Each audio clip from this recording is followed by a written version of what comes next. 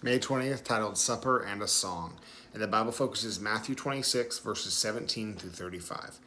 Have you been to a festival or reception where the occasion was marked with both food and joyful music? Weddings are one example of a time where we use music as an important part of the celebration. One night, Jesus and his disciples did just that. But it was no ordinary night. It was the same night that Judas dipped his hand into a bowl at the table as the one who betrayed the Son of Man. It was the same night that Peter, another of the 12, would deny Jesus 3 times. And it was the same night that Christ knew what he would endure, being spat on, slapped, and struck with fists, tortured and beaten, suffering a criminal's death on a cross the very next day. Earlier that night, Jesus told his disciples to find a certain man in the city and make preparations to celebrate the Passover with my disciples at your house. Even knowing what was ahead, Jesus chose to celebrate and obey.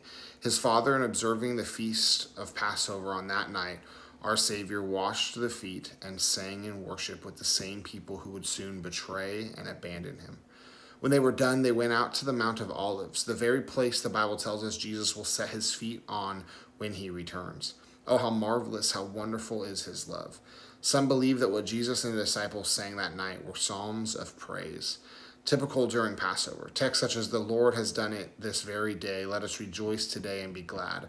Or, "Give thanks to the Lord, for he is good. His love endures forever."